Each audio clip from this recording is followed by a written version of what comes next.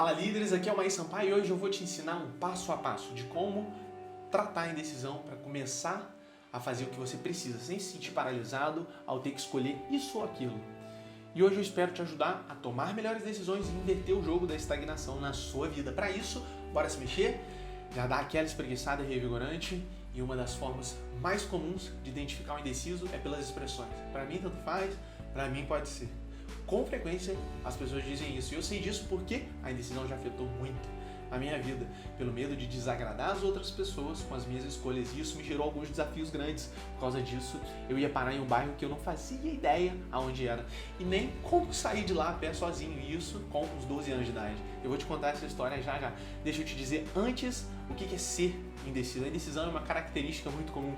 Quando ela acontece na medida certa, ela não causa nenhum incômodo emocional, mas quando a incapacidade de se decidir é extrema, ela gera frustração, raiva, vergonha e outros prejuízos. Se você for um mestre enxadrista, ser cauteloso é uma habilidade essencial. Eu adorava jogar xadrez, eu fui perceber que criar cenários futuros é uma habilidade essencial para esse jogo, mas em muitas outras situações, a demora, o atraso, as indecisões geram prejuízos. Muito comum é alguém indeciso refletir muito e esquecer de agir. Aqui é que mora a armadilha. Se você não age, você fica para trás. Ou as pessoas escolhem por você, o que é duplamente prejudicial. E eu vou te ajudar nessa, para você tomar melhores decisões mais rápidas e estruturadas, para agir de forma estruturada. A indecisão pode ser por questões profissionais, acadêmicas, de relacionamento e até pequenas coisas do dia a dia, como decidir qual prato escolher em um restaurante ou qual caminho fazer para chegar até um determinado lugar. E além disso, essas indecisões têm níveis de complexidade diferentes, por isso precisa de um tempo diferente para serem geradas. Por exemplo, mudar de uma cidade para um novo lugar, ela é uma decisão complexa. Já escolher o prato no restaurante é uma decisão menos complexa, então uma gera mais tempo, é necessário, e a outra é necessário menos tempo. Distinguir essas duas decisões é super importante, mas só isso não resolve o problema. Por isso eu vou te mostrar o passo a passo para tomar decisões mais assertivas e rapidamente. Para mim, o que é pior em ser indeciso é não conseguir sair do lugar e ver que a falta de atitude fez com que as outras pessoas decidissem por você. Isso é dolorido. Então, não tomar decisões é dolorido. E isso entra em uma espiral que só te leva para baixo. Você fica irritado por não agir, você se sente pressionado, seja por você mesmo ou por outras pessoas, estressado, sem ansiedade, com ansiedade, quero dizer. E aí é que vem outros prejuízos ainda piores, como arrependimento. Isso fica ruminando na nossa cabeça. Aquela cena chata onde você não deu o passo que deveria. Enfim, isso tudo por maus comportamentos que impactam a decisão. Comportamentos como falta de confiança, medo do fracasso, perfeccionismo, perda de motivação, falta de autoconhecimento, medo da responsabilidade, ser muito sensível, medo de desagradar os outros, como foi o meu caso, locus externo, que é você achar que o resultado do que acontece contigo não está sob o seu domínio. E eu vou te falar sobre o medo de desagradar mais profundamente, porque eu tive muito isso. O que aconteceu comigo? Pense bem, você já se perguntou, ou perguntou para um parente se deveria ou não tomar determinada decisão? É claro que buscar uma segunda opinião pode ajudá-lo bastante em algumas situações, mas não em todas. Permitir que os outros decidam tudo por você enfraquece a sua própria capacidade de fazer escolhas, além de aumentar as suas chances de encontrar a infelicidade no futuro. Apesar dos nossos amigos e familiares desejarem o melhor para nós, eles não sabem exatamente o que a gente quer. E eles não podem dar, então, os melhores conselhos. Só a gente tem essa capacidade. A intenção não é má dessas pessoas, mas ela não é a melhor para você. Quando você permite que as outras pessoas tomem as decisões, você, no entanto, aí você passa todo o controle da sua vida para essas pessoas. Esse hábito, ele alimenta a indecisão, a ponto de dominar a sua vida. Então, como ser menos indeciso? Eu vou começar pelos princípios e depois o passo a passo com a técnica para te ajudar nessa, para elevar a sua autoconfiança. E não fica preocupado se elas não funcionarem logo de cara. Para quebrar um padrão comportamental, é necessário ter paciência. É igual mudar um hábito, qualquer um. Você precisa testar, errar, testar de novo, errar e assim até dar certo. Você precisa confrontar as decisões que você tem que fazer com a ação. E aí é que surge um novo comportamento. Transferir a responsabilidade das suas decisões para as outras pessoas não ajuda. E os 7 princípios são: aprenda a categorizar a importância da decisão. É preciso encontrar um equilíbrio entre pensar o suficiente e pensar demais. Decisões complexas que vão mudar toda a sua vida como mudar de cidade, de país, de instituição de ensino ou de emprego, obviamente, podem precisar de mais reflexão. Decisões pequenas, elas não precisam de tanto tempo necessário para serem digeridas ou aplicadas. Segundo, pergunte-se, quem você está tentando agradar?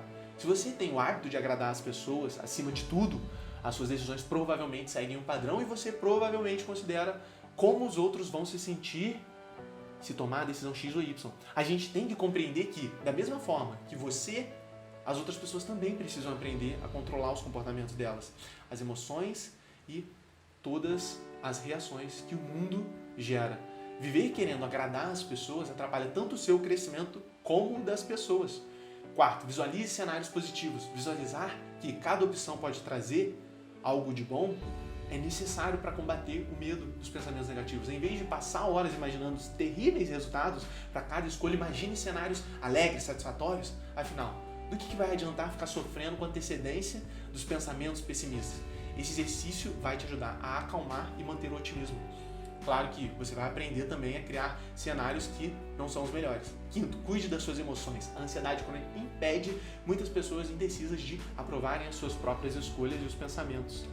E assim, você gera uma espiral perigosa no longo prazo. Surge o pânico e a preocupação da sensação de incompetência. Sexto, haja com cautela. Mas haja, depois de pensar e considerar em todas as possibilidades, parta para ação. Age com cautela para não se ferir emocionalmente ou seguir um caminho inapropriado. E isso pode acontecer quando você não ouve a si mesmo. Sétimo, faça o melhor. Tome mais decisões. E assim você vai conseguir aprimorar a sua técnica de tomar decisões. Ficar parado é o que vai fazer com que você não melhore. A disciplina é tomar decisões e agir. E assim você consegue aprimorar. São necessárias as técnicas que eu vou te passar agora para estruturar melhor as decisões para você começar. Por exemplo, uma pessoa que vive para agradar os outros normalmente possui dificuldade para sair de um emprego estressante, apesar do trabalho fazer mal para essa pessoa. Para essas pessoas, pedir demissão vai ser um desafio muito grande, porque ela vai ter que desagradar alguém para agradar a si própria. Então, comece a se perguntar, como isso pode me beneficiar antes de fazer as suas escolhas? Com a prática e a reflexão recorrente, você vai conseguir ser e parar de ter uma indecisão grande. Vai conseguir ser decidido, o que é super importante. A indecisão, ela é gerada pela imprevisibilidade, o que acontece todos os dias. Então é necessário ter clareza de tudo. São 8 passos bem simples. O primeiro é ter clareza dos caminhos que estão à sua disposição, que é a primeira pergunta. Quais todos os caminhos estão disponíveis? Aí você fez a primeira pergunta para ter clareza. E não saber dos caminhos que você não quer seguir, quer dizer, saber dos caminhos que você não quer seguir já é meio caminho andado. É um avanço grande para te ajudar. Segunda pergunta, por que e para que eu seguiria esse caminho? Terceira pergunta, se eu seguir por esse caminho, o que isso vai me custar? Quarto, qual o risco de seguir por esse caminho numa escala de 1 a 10? Quinto, qual é o risco das coisas não correrem conforme eu desejo se eu seguir por esse caminho? 0, por exemplo, significa sem risco e 10 significa certeza que tudo vai dar errado. Sexto, se as coisas não derem certo nesse caminho, qual é o preço que eu pagaria se eu tomar esse caminho? Sétimo, eu aguento pagar esse preço se as coisas darem errado? Oitavo, o que eu faria se tivesse dado errado ao seguir esse caminho? Aqui, na última pergunta, você tem que criar ações específicas para tomar decisões. Quando eu ainda era bem pequeno, lá pela 5ª série do ensino escolar, eu voltava para casa de ônibus todos os dias porque minha mãe trabalhava fora e tinha que sustentar eu e meus irmãos. E no momento em que eu tinha que descer do ônibus, no ponto certo, mais próximo da minha casa, eu tinha que puxar a cordinha para sinalizar para o motorista que alguém desejava descer. Mas eu era muito baixinho na época e eu era bem pequeno. E eu não alcançava a corda. E eu tinha 2 opções, ou pedir para alguém puxar a cordinha no ônibus e conseguir descer no ponto, ou então continuar lá dentro. E as pessoas não tinham uma cara convidativa lá para eu solicitar para as pessoas e eu ficava no ônibus. E esses 2 fatores faziam com que eu continuasse dentro do ônibus. Depois eu tinha que ir a pé para casa e sair perguntando para as pessoas qual bairro era aquele, muito longe da minha casa, a quilômetros de distância. E isso me gerava prejuízos. E eu começava a perguntar para as pessoas que parecessem mais amigáveis, qual é o bairro tal, para onde eu tenho que ir para chegar no caminho. E olha só como, quando a gente é pequeno, a gente molda a nossa mentalidade. Eu detectei esse padrão para conseguir desbloquear ele na minha vida. Só que tem muitas pessoas que vão adiando e não fazem o que tem que ser feito. E isso complica no futuro. Se você tem esse pensamento e procrastina algo porque você precisa envolver outras pessoas e fazer o que tem que ser feito, acabe com esse bloqueio sabendo que isso é um medo de não incomodar as pessoas, medo de rejeição, mas na verdade as pessoas é que devem te dizer se elas querem ajudar ou não. Elas devem comunicar os limites delas para você, não você. E se alguém não conseguir te ajudar, não esqueça que existem 7 bilhões de pessoas no mundo ainda que estão dispostas e tenho certeza que um bocado delas vai querer. Se você não tentou 10% pelo menos das pessoas, no mundo você não pode parar.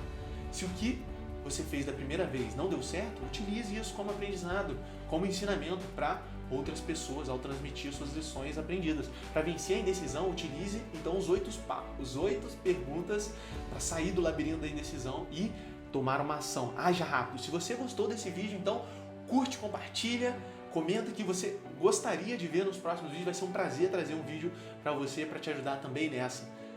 Um forte abraço, valeu, tchau, tchau!